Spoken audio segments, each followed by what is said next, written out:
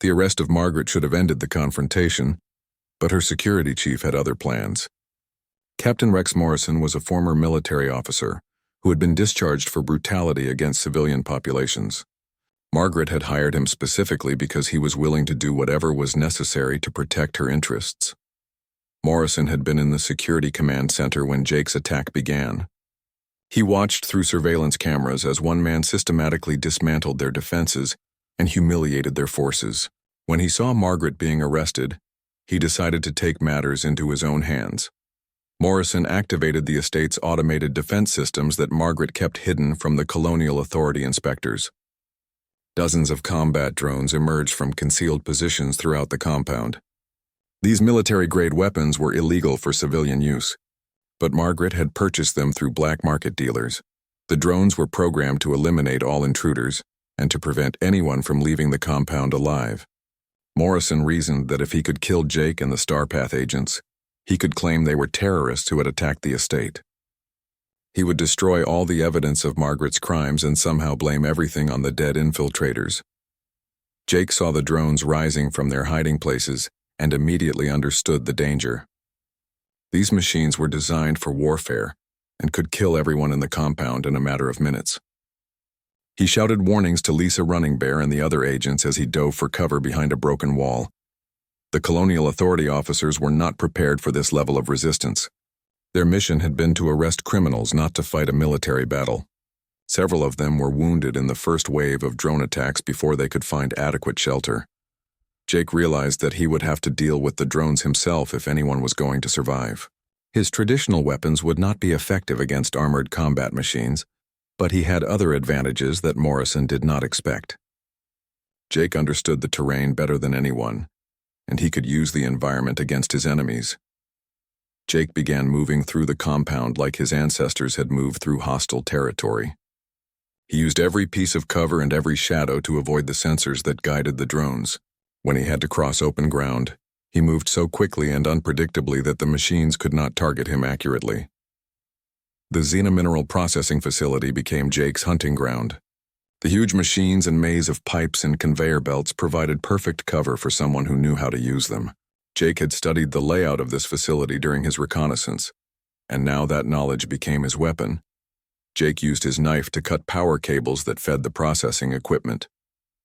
When the machines shut down, they created new barriers and hiding places that the drones had not been programmed to account for. He also opened valves that released clouds of harmless but thick gas that interfered with the drone's sensors. Morrison watched from the command center as his expensive drones failed to corner one man with primitive weapons. He could not understand how Jake was staying ahead of machines that could process information faster than any human brain. Morrison had made the mistake of thinking that technology was always superior to skill and experience. What Morrison did not realize was that Jake was not just running from the drones. He was leading them into a trap that would destroy them all at once. Jake had noticed during his earlier surveillance that the xenomineral processing facility had safety systems designed to contain radiation leaks. Jake made his way to the main control room of the processing facility while the drones followed his heat signature through the maze of equipment. The room contained emergency switches that could activate radiation containment protocols. These protocols would flood the entire facility with electromagnetic pulses designed to shut down all electronic equipment. When Jake reached the control room, he found Priya waiting for him. She had refused to board the medical ship until she knew that Jake was safe. Despite her weakness, she had followed him into the facility to help with whatever he was planning. Jake explained his plan to Priya while the drones searched for them through the complex machinery outside. The electromagnetic pulse would destroy the drones, but it would also knock out all power to the facility. They would have to escape in complete darkness through a building filled with dangerous chemicals and radiation. Priya told Jake that she knew another way out of the facility. During her time working there, she had discovered maintenance tunnels that connected to the old mining shafts beneath the compound. These tunnels had been abandoned years ago but were still passable for people on foot. Jake activated the emergency containment protocols just as the first drone found the control room. The electromagnetic pulse swept through the facility like invisible lightning, shorting out every electronic device within a mile radius. The drones fell from the sky like dead birds as their circuits were fried by the energy burst. The pulse also knocked out Morrison's command center and all the communication systems on the estate.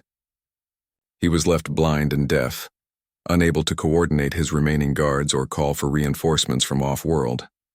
His high-tech security systems had become useless pieces of metal and plastic.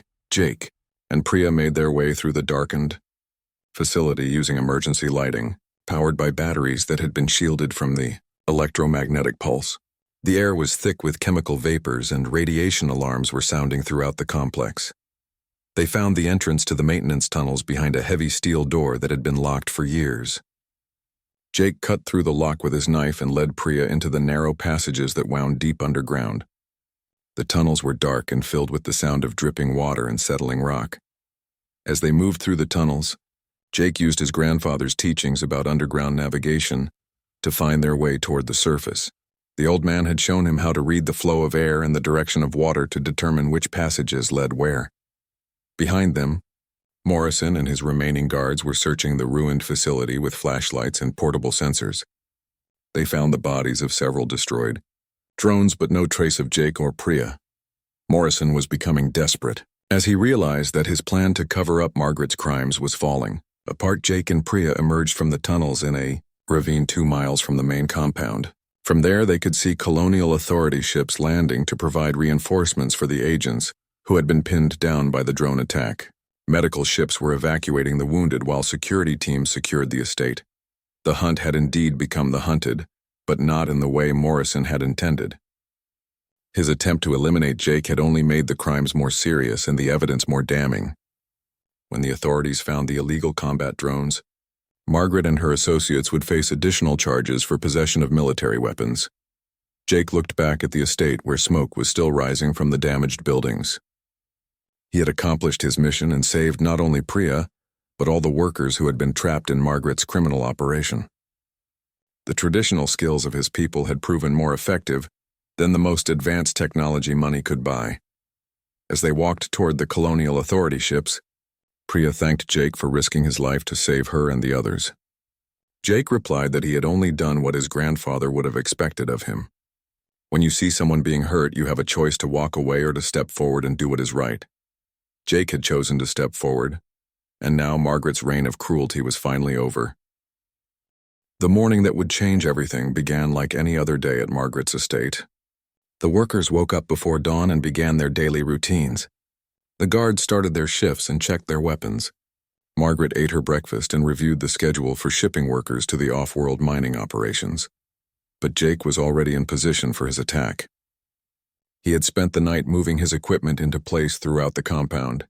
Small explosive charges were attached to power lines and communication towers. Smoke generators were hidden in strategic locations.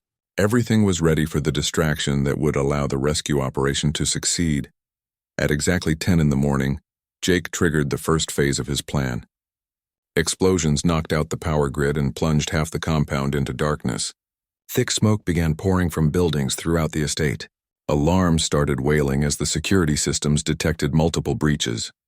Margaret's guards ran toward the sources of the explosions, thinking that they were under attack by a large force. They did not realize that one man was causing all the chaos using carefully planned tactics and superior knowledge of the terrain. While the guards were distracted, Jake made his way to the isolation chambers where Priya was being held. She had been moved to a different cell that morning in preparation for her transfer to the mining ship. Jake found her weak and frightened but still alive. Jake cut through the lock on Priya's cell door with his knife. When he helped her to her feet, she could barely walk from hunger and exhaustion.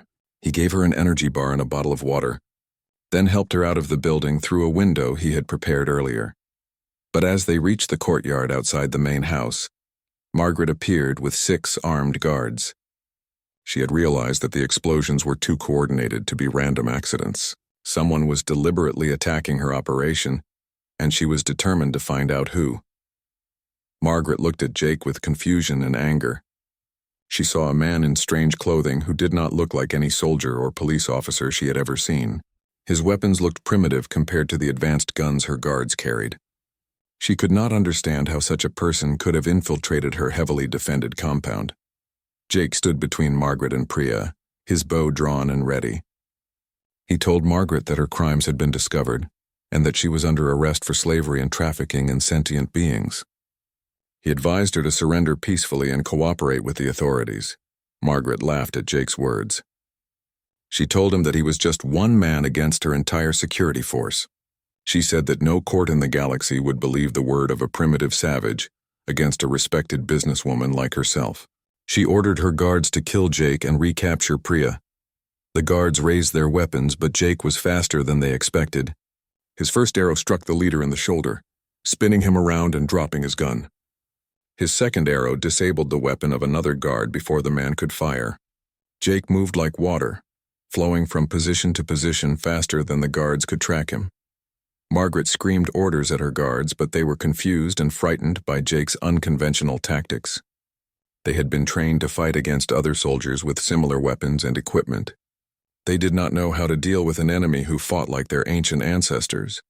Jake used the smoke and shadows to his advantage, appearing and disappearing like a ghost. His arrows found their targets with deadly accuracy, disabling weapons and wounding guards without killing them. He could have killed them all easily, but his grandfather had taught him that taking life should always be the last resort. As the fight continued, Margaret grew more desperate and angry. She pulled out her own weapon, a high-tech pistol that could fire energy bolts powerful enough to cut through armor. She aimed it at Priya, threatening to kill the young woman if Jake did not surrender. This was the moment that Jake had been preparing for throughout his entire mission. He had known that eventually he would face Margaret directly, and he would have to show her that there was a different way for humans to use their power among the stars. Jake spoke to Margaret in a calm voice that cut through the noise of the alarms and smoke. He told her that she represented everything that was wrong with humanity's expansion into the galaxy. She used her strength to oppress the weak instead of protecting them. She saw other species as tools to be used rather than as equals to be respected. Margaret shouted back that Jake was a fool who did not understand how the galaxy really worked. She said that humans had conquered the stars because they were stronger and smarter than everyone else. Kindness and compassion were weaknesses that would get humanity destroyed by its enemies. Jake replied that true strength came from lifting others up, not from crushing them down. He said that his people had learned thousands of years ago that a tribe could only be as strong as its weakest member. The same principle applied to the human race among the stars. While Jake and Margaret argued, neither of them noticed that Priya had been quietly moving toward a better position. Despite her weakness, she had found the courage to act. She picked up a piece of debris from the explosions and threw it at Margaret's gun hand. The impact caused Margaret to stumble and lose her grip on the weapon.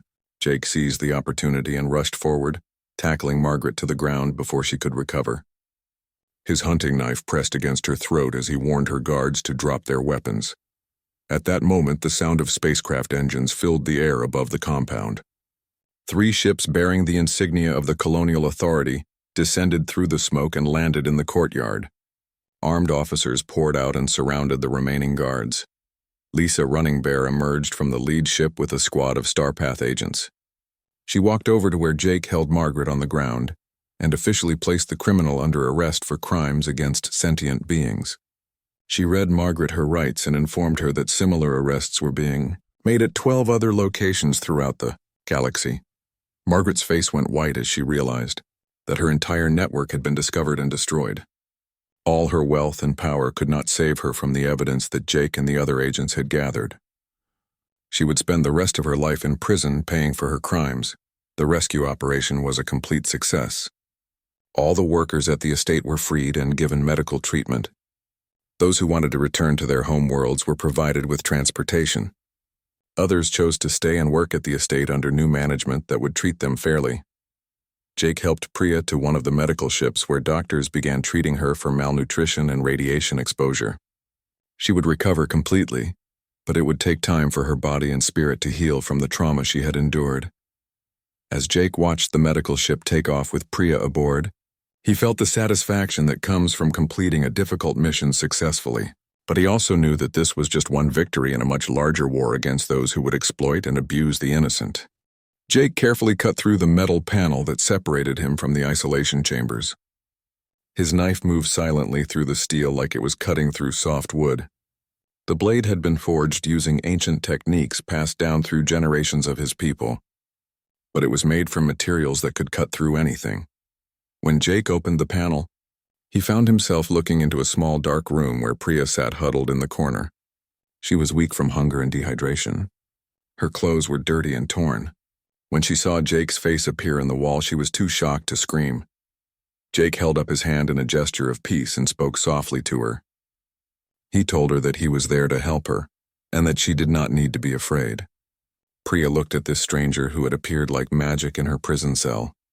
She did not understand how he had gotten there or why he wanted to help her. Jake explained who he was and why he had come. He told Priya about the Starpath organization and their mission to protect people who were being treated badly. He said that he had been watching the estate and knew about Margaret's crimes. He promised that he would get her out of this place, but Jake also told Priya that they could not leave immediately. If they simply ran away, Margaret would know that someone had helped her escape. The security forces would search for them and probably catch them before they could get far. Even if they made it to Jake's ship, Margaret would just punish the other workers for letting Priya get away. Instead, Jake needed to gather evidence that would prove Margaret's crimes to the colonial authority.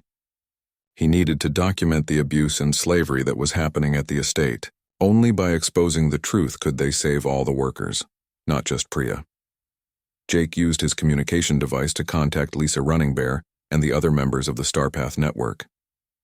He transmitted the information he had gathered about Margaret's operation. Lisa told him that similar reports had been coming in from other planets throughout the sector. The evidence was building that Margaret was part of a large criminal organization that trafficked workers throughout the galaxy. They had operations on at least 12 different worlds, all disguised as legitimate mining and agricultural businesses. Hundreds of thousands of people were trapped in conditions that amounted to slavery. Lisa explained that the colonial authority was finally ready to move against the network, but they needed ironclad evidence to make their case in court. Jake's mission was now even more important than just rescuing Priya. He needed to gather the proof that would bring down the entire operation. Jake gave Priya food and water that he had brought with him. He also gave her a small communication device that would let her contact him if she was in immediate danger. He told her to be patient and to act like nothing had changed when the guards came to check on her. Over the next 2 days, Jake used both traditional hunting skills and advanced technology to map out Margaret's entire operation. He placed tiny sensors throughout the compound that could record conversations and monitor computer networks. He photographed documents and copied files from Margaret's personal computer. Jake discovered that Margaret kept detailed records of her illegal activities. She had files on every worker that showed where they came from and how much she had paid for them. She had contracts with the off-world mining operations that spelled out the terrible conditions the workers would face. Most shocking of all, Jake found evidence that Margaret had been selling workers to medical research facilities where they were used as test subjects for dangerous experiments. These people disappeared completely and were never heard from again. Their families were told that they had died in industrial accidents. The traditional skills that Jake's grandfather had taught him proved invaluable in gathering this evidence. The old man had shown him how to move without being seen and how to observe without being noticed. These ancient techniques worked just as well against electronic sensors as they had against wild animals. Jake also used the patience that his people had developed over thousands of years of hunting. He did not rush or take unnecessary risks. He waited for the right moments and moved only when he was sure he would not be detected. This discipline kept him alive and allowed him to complete his mission. While Jake worked to gather evidence, he also used his communication device to coordinate with other Starpath agents throughout the galaxy. They were conducting similar operations on other worlds where the trafficking network had operations. The plan was to strike at all locations, simultaneously so that the criminals could not warn each other or destroy evidence. Jake learned that the network was much larger and more sophisticated than anyone had realized. It had connections to corrupt officials in the colonial authority and even to some members of the planetary governments. The criminals had been careful to bribe and threaten the right people to protect their operations, but the network also had a weakness that Jake and his allies could exploit. The criminals were greedy and kept detailed records of their profits and expenses. They documented every crime because they needed to account for their money to their bosses. This greed would be their downfall. On his third night at the estate, Jake witnessed something that filled him with rage and determination. Margaret held a meeting with buyers from 3 different off-world operations. They were negotiating the sale of 50 workers, including Priya like they were livestock at a market. Jake recorded the entire meeting and transmitted the information to Lisa Running. This was the evidence they needed to prove that Margaret was actively engaged in slave trading. The recordings would be enough to convict her under both colonial authority law and interstellar human rights statutes.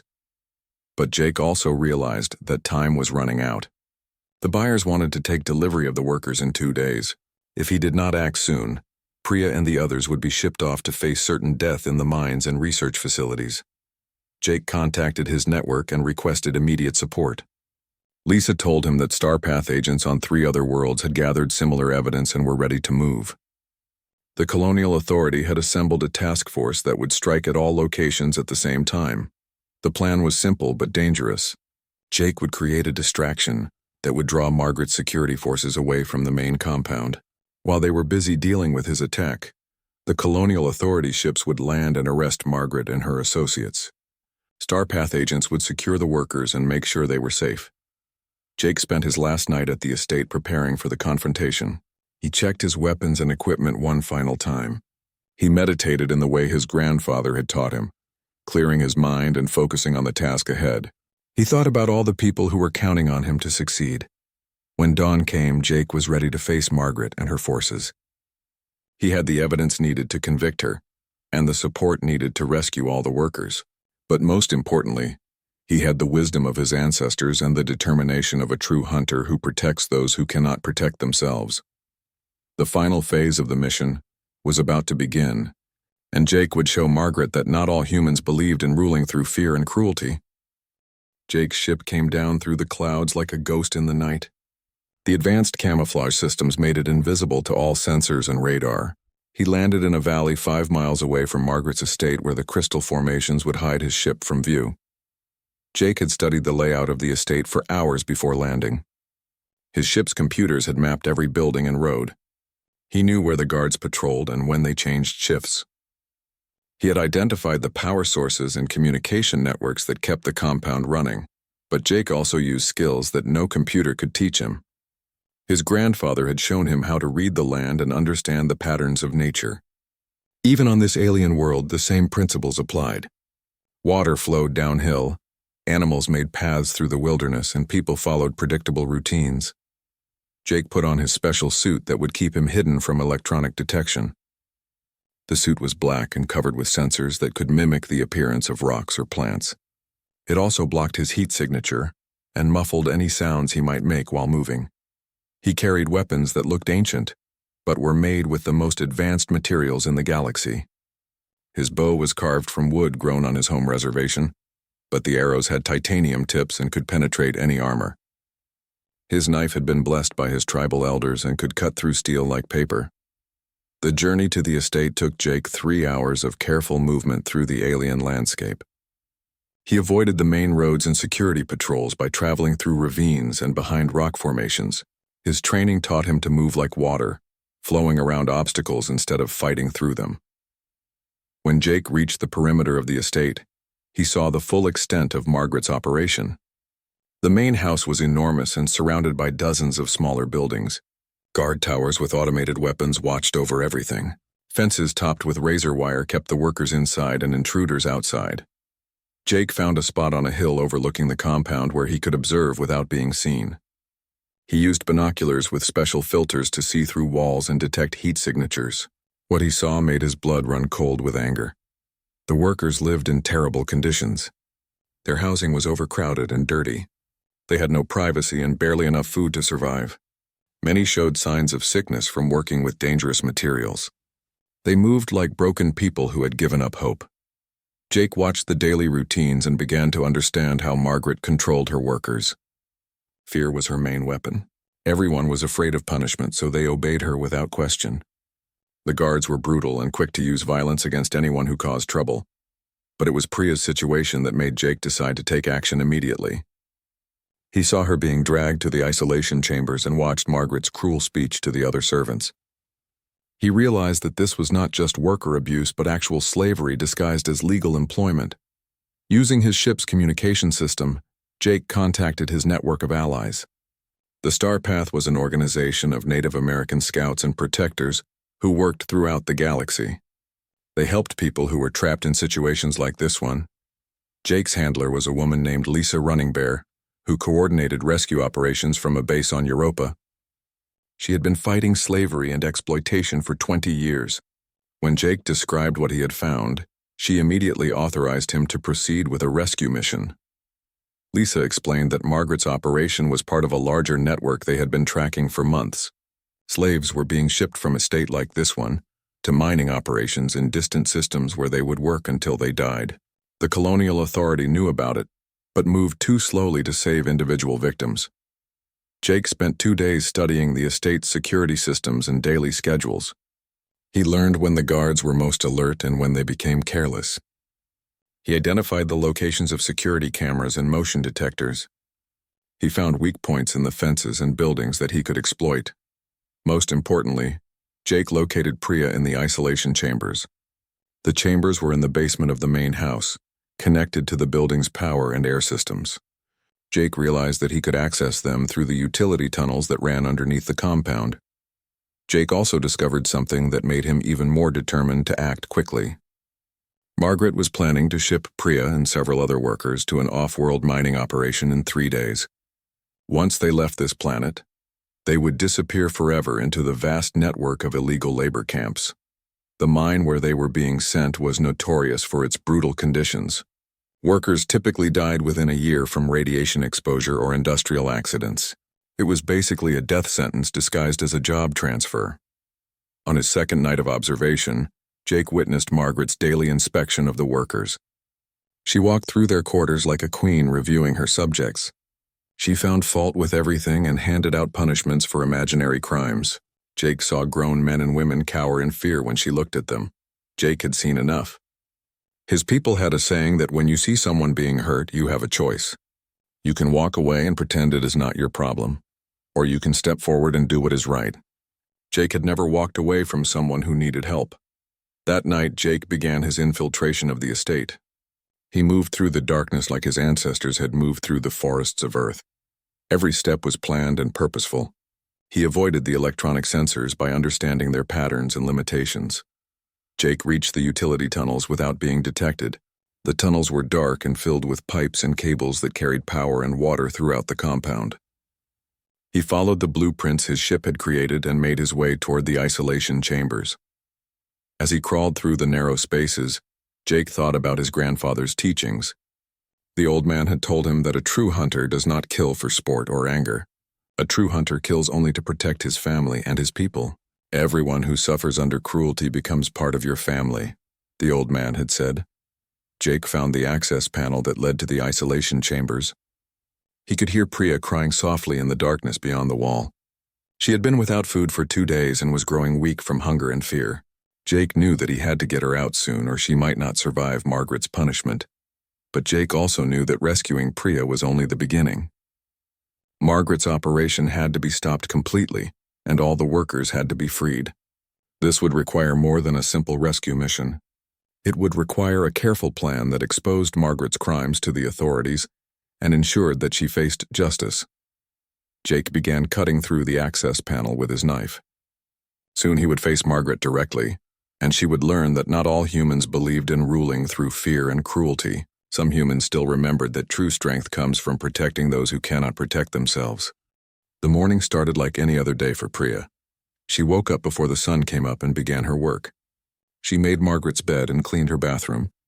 She prepared breakfast and set the table with the expensive plates and silverware that Margaret demanded. Margaret came down to eat at exactly 8 o'clock.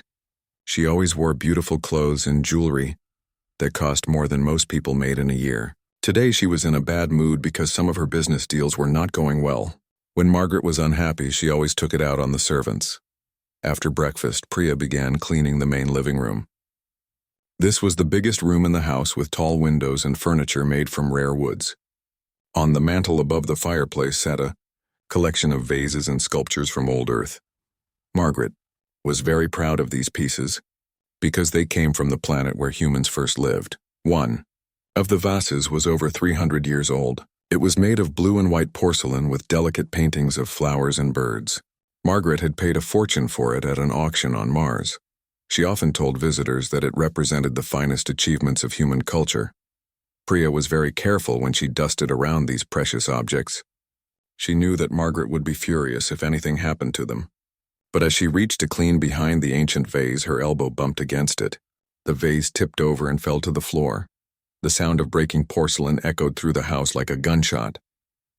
Pieces of the beautiful vase scattered across the marble floor.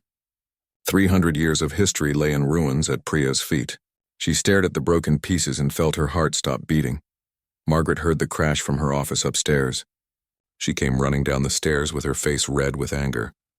When she saw what had happened, she started screaming at Priya in a voice that could be heard throughout the house. All the other servants came to see what was wrong. They gathered in the doorway and watched as Margaret stood over Priya like a giant over an ant. Margaret called Priya every cruel name she could think of. She said that Priya was clumsy and stupid and worthless. Priya tried to apologize. She got down on her hands and knees and begged Margaret to forgive her. She offered to work extra hours or give up her food to pay for the damage. But Margaret was too angry to listen to reason. Margaret grabbed Priya by the hair and dragged her to her feet. She told the other servants that this was what happened when inferior people touched things that belonged to their betters. She said that humans from Earth's colonies were naturally careless and could not be trusted with valuable things.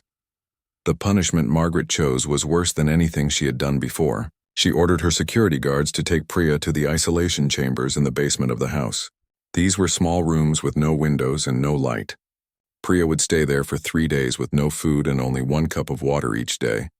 After the 3 days in isolation, Priya would be sent to work in the xenomineral processing plant. This was the most dangerous job on the whole estate.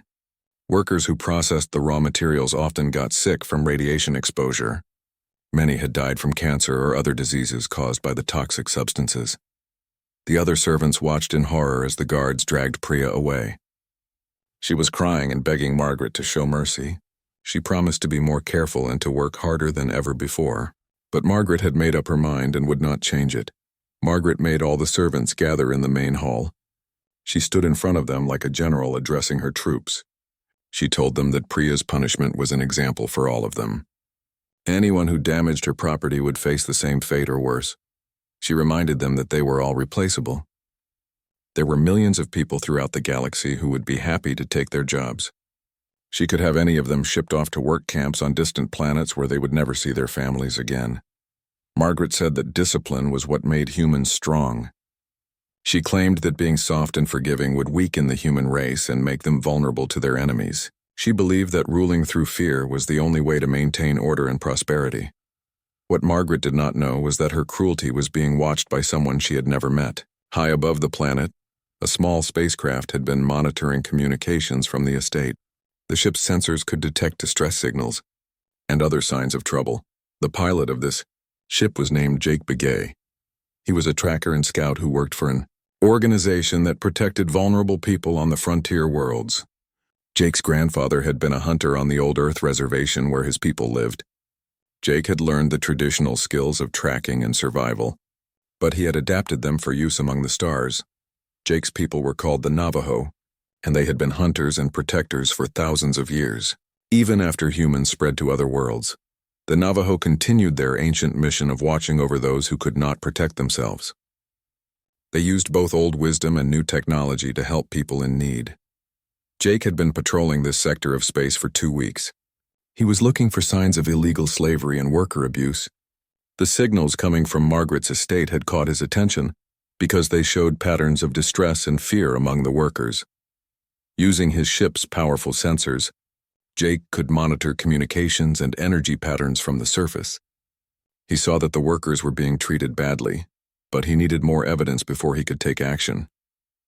The colonial authority required proof of serious crimes before they would authorize intervention.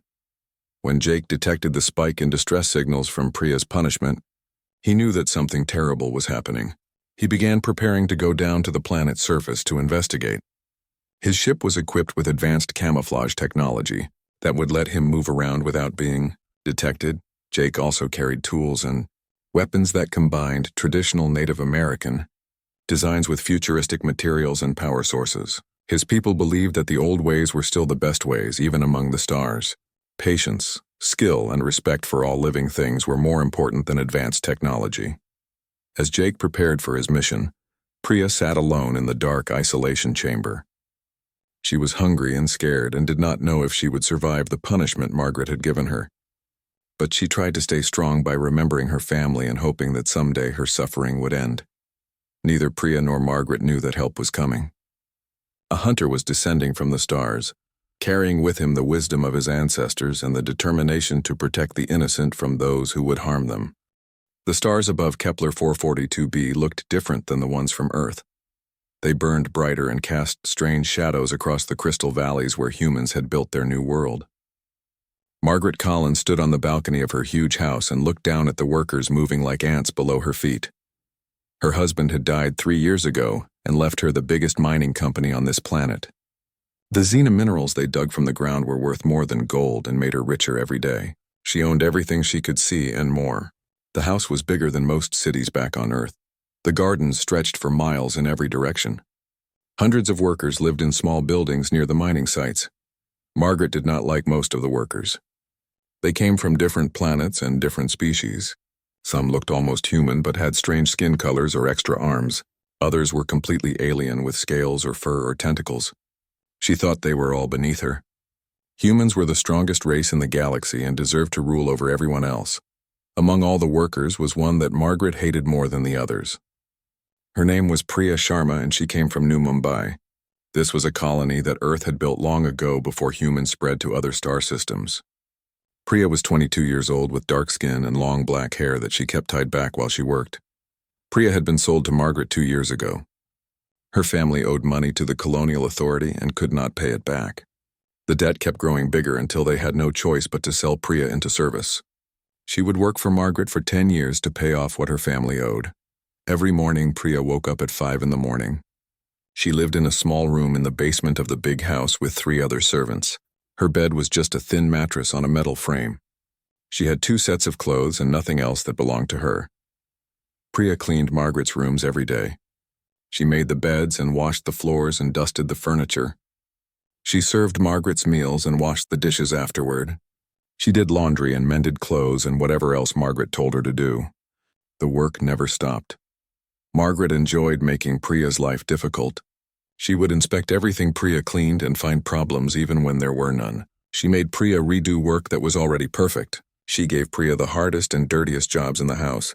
When Priya made any mistake, even a tiny one, Margaret would punish her. The punishments were always harsh. Sometimes Margaret would not let Priya eat for a whole day. Sometimes she made Priya work outside in the hot sun for extra hours. Once she locked Priya in a dark closet for 6 hours because she had served dinner 2 minutes late. Other servants in the house saw how Margaret treated Priya, but they could not help her.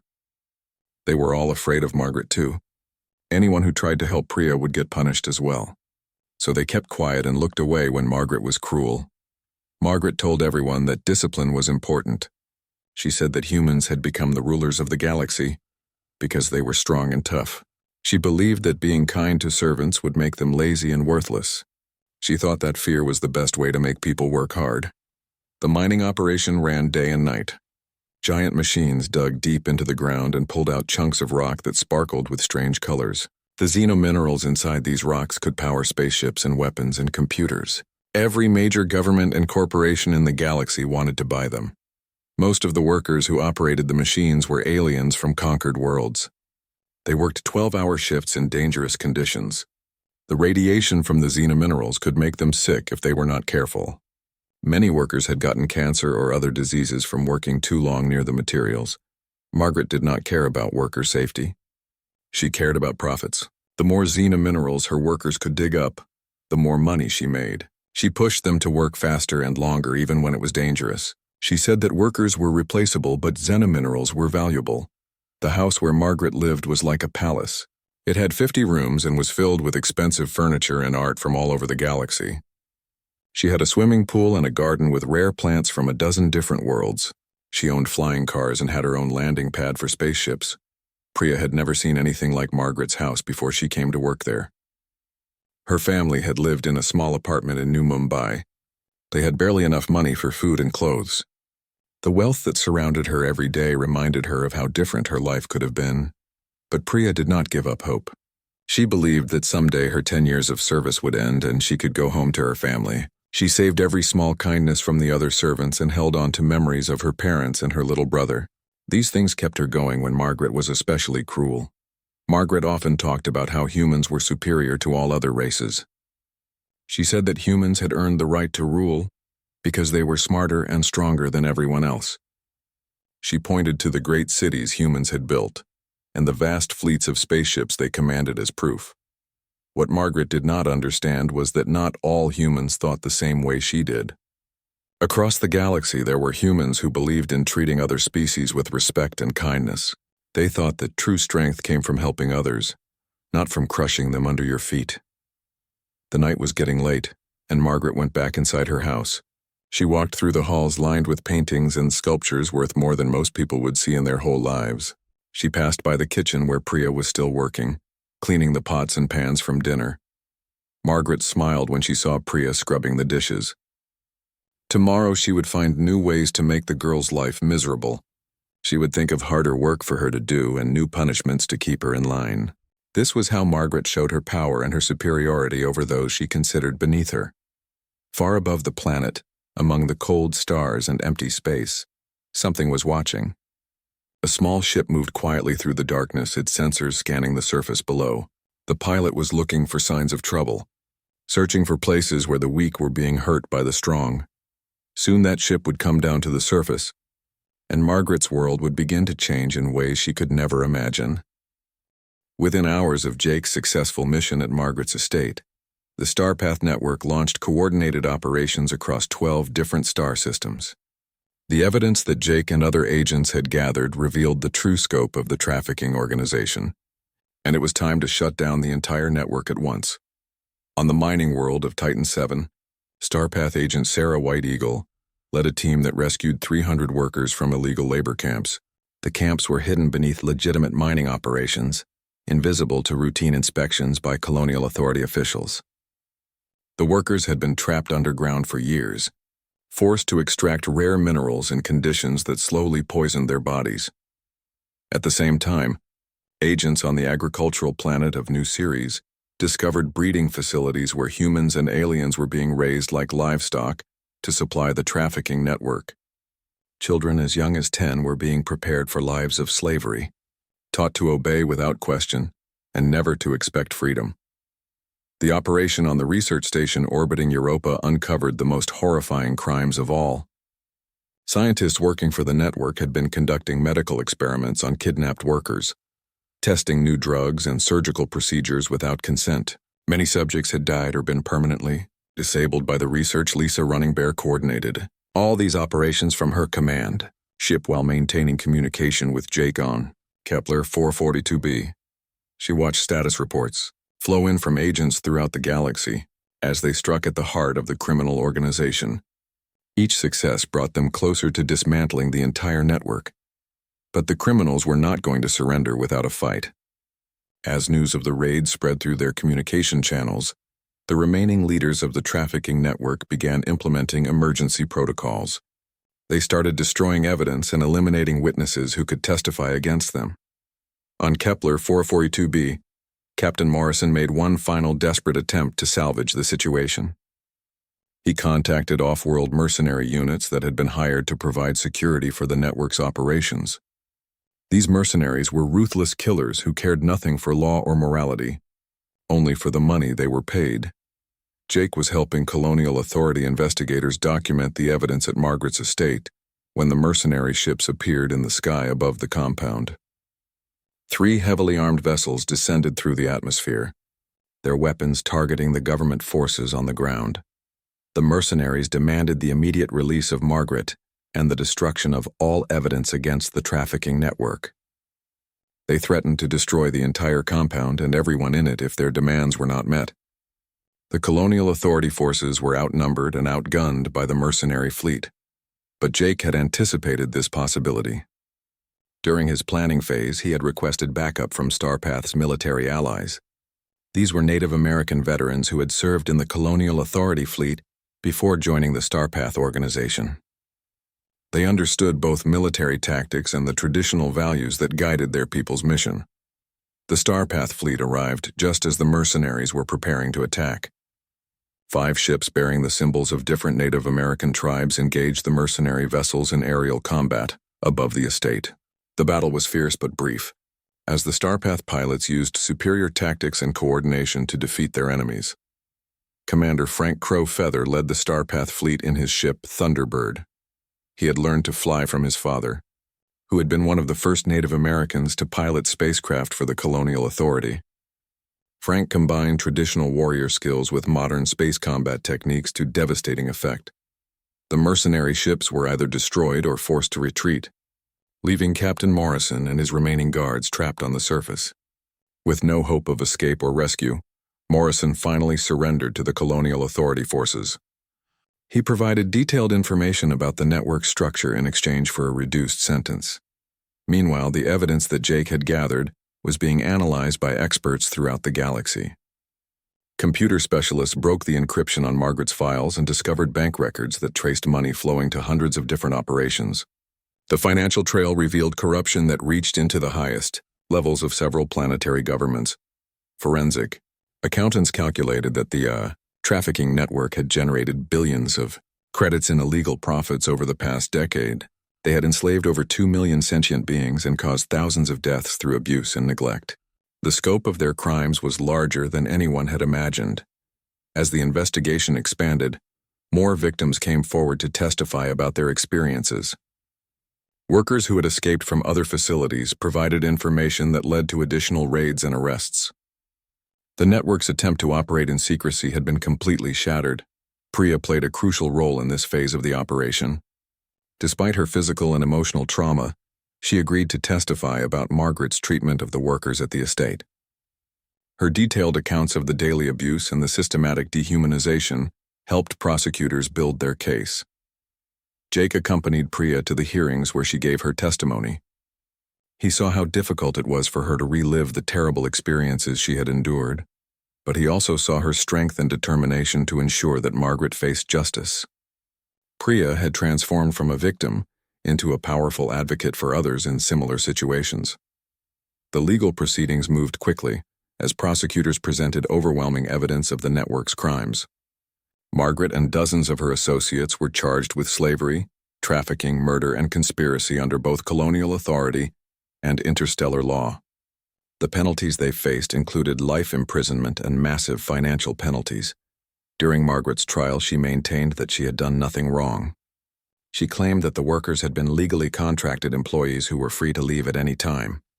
She insisted that the harsh conditions were necessary to maintain discipline and productivity in a dangerous industry. But the evidence against her was too strong to deny. Video recordings of worker abuse, financial records of slave sales, and testimony from hundreds of victims painted a clear picture of systematic criminality. The jury deliberated for less than an hour before finding Margaret guilty on all charges. Jake watched from the courtroom gallery as Margaret was sentenced to life imprisonment without the possibility of parole. She would spend the rest of her days in a maximum security facility, designed for the galaxy's most dangerous criminals. Her vast fortune was seized and used to compensate the victims of her crimes. The network's other leaders received similar sentences as courts throughout the galaxy processed the cases against them. Within 6 months, the entire organization had been dismantled and its assets distributed to victim compensation funds and organizations working to prevent future trafficking. But the victory was not just legal and financial. The exposure of the network had also sparked a broader conversation about the moral direction of humanity's expansion into the galaxy. People began to question whether the pursuit of wealth and power was worth the cost in human suffering. Jake's role in breaking the network made him a symbol of a different approach to human leadership among the stars. His combination of traditional wisdom and modern skills showed that strength could be used to protect rather than to oppress. News media throughout the galaxy told his story and the story of the Starpath organization. The network had been defeated, but the work of protecting vulnerable people would continue. Jake knew that there would always be those who sought to exploit others for profit, and there would always be a need for people willing to stand up against them. As the trials concluded and the victims began rebuilding their lives, Jake prepared to return to his patrol of the frontier territories. Somewhere in the vast reaches of space, other people needed help, and he would be ready to answer their call. 6 months after Margaret's arrest, the galaxy had begun to heal from the wounds inflicted by the trafficking network. The trials were complete, the criminals were in prison, and the victims were starting new lives. But the real victory was not just in the punishment of the guilty, but in the transformation of those who had survived. Priya Sharma stood before the mirror in her new apartment on New Mumbai and barely recognized the woman looking back at her. The frightened servant who had been trapped in Margaret's estate was gone, replaced by someone stronger and more determined than she had ever thought possible. The trauma of her experience would always be with her, but it no longer defined who she was. The medical treatments had healed her body from the radiation exposure and malnutrition she had suffered. The counseling sessions had helped her process the psychological damage from years of abuse and fear. But the most important healing had come from her decision to turn her suffering into purpose. Priya had joined the Starpath organization as a victim advocate and investigator. Her first-hand experience with trafficking made her uniquely qualified to identify the signs of abuse and to help other survivors overcome their trauma. She worked with law enforcement agencies throughout the galaxy to train officers in recognizing and responding to slavery situations. Her first major case had been on the agricultural world of Demeter 3, where she helped expose a network of farms that were using kidnapped children as unpaid laborers. The case resulted in the rescue of over 500 children and the arrest of dozens of traffickers. Priya's ability to connect with the victims and gain their trust had been crucial to the investigation's success. Jake Begay watched the news, reports of Priya's latest mission from the bridge of his ship as he patrolled the Outer Rim territories. He felt proud of how far she had come from the broken woman he had found in Margaret's isolation chamber. She had not just survived her ordeal, but had used it to become a force for justice in the galaxy. Jake's own life had changed as well. The success of the operation against Margaret's network had brought him to the attention of high-ranking officials in the Colonial Authority. They had offered him a position as a special investigator with broad authority to pursue trafficking cases wherever they led. But Jake had turned down their offer. He preferred to work independently with the Starpath organization, free from the bureaucracy and politics that often slowed down official investigations. His people had always been most effective when they operated according to their own principles and traditions rather than following rules imposed by others. The Starpath network had grown significantly in the months following the network's destruction. Hundreds of new agents had joined their ranks, inspired by the story of Jake's mission and the success of their coordinated operations. They now had the resources and personnel to monitor trafficking activity throughout the galaxy. Lisa Running Bear had been promoted to Director of Starpath Operations and was working to establish formal partnerships with government agencies and humanitarian organizations. The goal was to create a permanent system for protecting vulnerable populations without waiting for corruption and politics to be overcome. The Colonial Authority had also made significant changes in response to the trafficking scandal. New laws had been passed that strengthened penalties for slavery and created better oversight of labor practices on frontier worlds. Regular inspections were now mandatory for all mining and agricultural operations, with surprise visits by teams that could not be bribed or intimidated. But perhaps the most important change was in public awareness and attitude. The exposure of the trafficking network had shocked people throughout the galaxy and forced them to confront uncomfortable truths about how their prosperity was built. Many consumers now demanded to know where their products came from and refused to buy goods produced by exploited workers. Educational programs in schools now taught children about the history of slavery and the importance of respecting the rights of all sentient beings. The story of Jake and Priya was included in textbooks as an example of how ordinary people could make a difference by standing up for what was right. Margaret Collins sat in her prison cell and read these same news reports with growing bitterness and anger. She could not understand how the galaxy had turned against everything she believed in. To her, the success of people like Jake and Priya represented the triumph of weakness over strength. Margaret still believed that humans deserved to rule over other species because they were superior in intelligence and technology. She saw the new laws and attitudes as signs that humanity was becoming soft and vulnerable to attack by its enemies. She predicted that the galaxy would eventually collapse into chaos without strong leaders like herself to maintain order. But Margaret's predictions were proving false. The worlds that had been liberated from trafficking networks were becoming more prosperous and peaceful than ever before. When workers were treated fairly and paid decent wages, they were more productive and innovative. When different species worked together as equals, they accomplished things that none could achieve alone. The estate on Kepler 442b had been transformed into a rehabilitation center for trafficking survivors and a training facility for Star Path agents. The xenomineral extraction continued under new management that prioritized worker safety and environmental protection. The profits were shared with the workers and used to fund additional anti-trafficking operations. Jake visited the estate on the anniversary of the raid and walked through the same buildings where he had once hunted Margaret's security forces.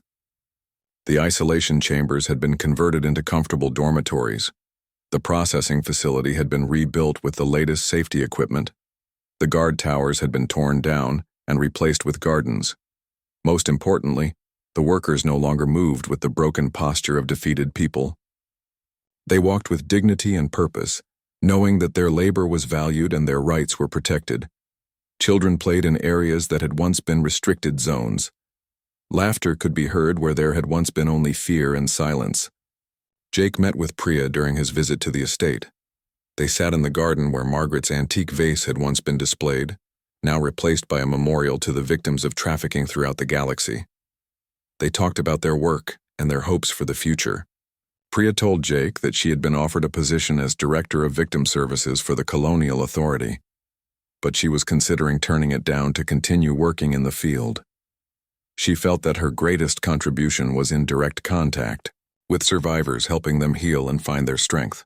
Jake shared his own struggles with the growing fame that his mission had brought him. Media outlets throughout the galaxy wanted to interview him and tell his story, but he preferred to work quietly without attracting attention. His grandfather had taught him that a true hunter does not boast about his successes, but simply continues the work that needs to be done.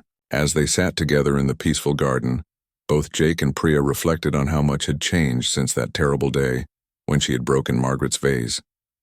What had seemed like a disaster at the time had become the catalyst for exposing a vast criminal network and transforming the lives of millions of people.